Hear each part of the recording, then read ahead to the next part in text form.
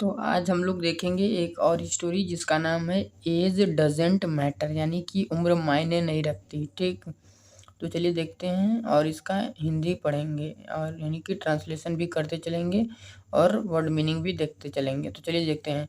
There was a student, यानी कि एक विद्यार्थी था, who was found of speaking English fluently, यानी कि जिसे शौक था इंग्लिश बोलने का। ठीक, he was aiming for his high school diploma, यानी कि जब वह अपने हाई स्कूल के डिप्लोमा कर रहा था तभी उसने यह मन में सोच रहा था। At the time, every time, यानी कि उसी समय उसके मन में यह ही थॉट, ये वो सोचा था कि he was going to start studying tomorrow, यानी कि वह सोच रहा था कि मैं अब इंग्लिश की पढ़ाई कल से करूँगा।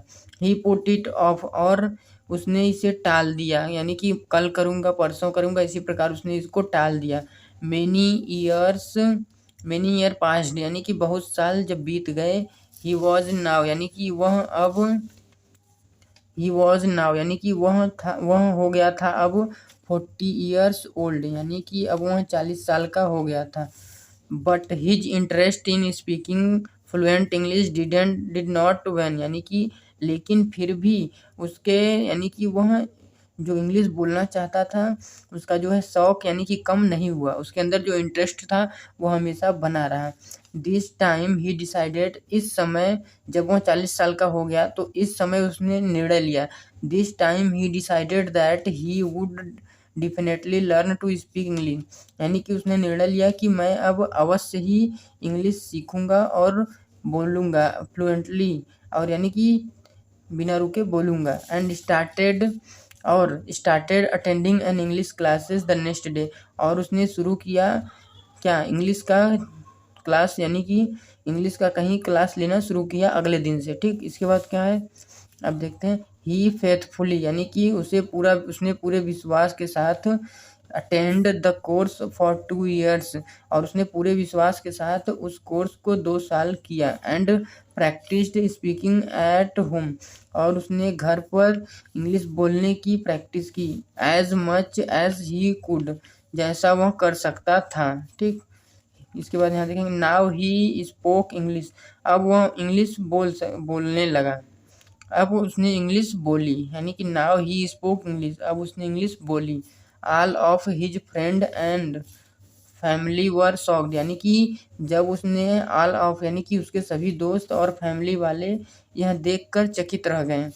व्हेन दे सॉ, जब उन्होंने देखा। दिस एबिलिटी टू हिम, जब उन्होंने उसकी इस योग्यता को देखा, यानी कि इस गुण को जब देखा, यानी कि भाई कोई व्यक्ति 40 साल का है और वह इंग्लिश बोलने लगे अचानक, तो भाई अचानक तो मतलब कि शौक तो होगा ही। तो इसी प्रकार उन लोग क्या हो गए, शौक हो गए, यानी कि चकित हो गए कि ये कैसे सीखा। इससे क्या मोरल स्टोरी हमें मिलती है, यानी कि the moral of the story is that there is no age limit to learn anything, you just have to start from stretch, यानी कि यहाँ गलत लिखा है, यानी कि from zero, start from zero, यानी कि हम क्या कि किसी भी काम को सीखने या करने के लिए कोई उम्र की सीमा नहीं होती। हम जहाँ से चाहे वहाँ से कार्य को शुरू कर सकते हैं और बेहतर कर सकते हैं। ठीक, यही इसका मोरल स्टोरी है। तो यहाँ तक मैंने आप लोगों को ये स्टोरी बता दिया। इसमें जो जो दिक्कत हो आप लोग कमेंट में बताइए, मैं बता दूंगा। ठीक, तो चलिए देखते हैं जैसे इसमें क्या क्या वर्ड है। जैसे देखिए यहाँ पर है, जैसे देखिए स्पीकिंग माने बोलना या बोल रहा है। ठीक, स्पीकिंग ये कॉन्टिन्यूअस में का प्रयोग हुआ है। ठीक, फ्लुएंटली ही वाज लगा है, यानी कि पास्ट टेंस है। इसके बाद हम जानते हैं कि इस आर-एम वाज वर्ब के साथ आईएनजी लगता है। जैसे देखिए यहाँ देखिए लगा है एमिंग। ठीक, यानी कि प्लानिंग कर रहा था। ठीक, इसके बाद और देखिए डिप्लोमा यानी कि कोई डिग्री जैसे लेना, पॉलिटेक्निक डिप्लोमा होता है। ठीक, बीटेक क्या होता है, डिप्लोमा। इसी प्रकार एक हाई स्कूल डिप्लोमा इसमें दे दिया है। एट द टाइम, यानी कि उस समय पर। और देखिए थॉट, यानी कि सोचा। इसके बाद देखिए और क्या है, टुमारो माने कल।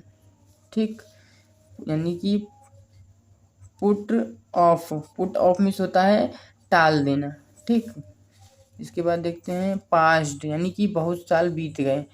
ये देखिए पास्ट में दिया गया इसलिए यहाँ ईडी का प्रयोग हुआ है। ठीक, इसके बाद देखते हैं और फ्लुएंट यानी कि धारा प्रवाह यानी कि बिना रुके। इसके बाद देखिए डेफिनेटली यानी कि निश्चित रूप से। इसके बाद दिया है अटेंडिंग। अटेंडिंग यानी कि प्रतिदिन किसी चीज़ में भाग लेना, यानी कि जैसे क्लास लेते हैं तो हम प्रतिदिन क्या करते हैं, क्लास अटेंड करते हैं, वही है अटेंडिंग। इसके बाद है ऑल ऑफ। ऑल ऑफ यानी कि उसके सारे, यानी कि ऑल ऑफ हिज फ्रेंड्स यानी कि उसके सारे दोस्त। ऑल ऑफ यानी कि सभी।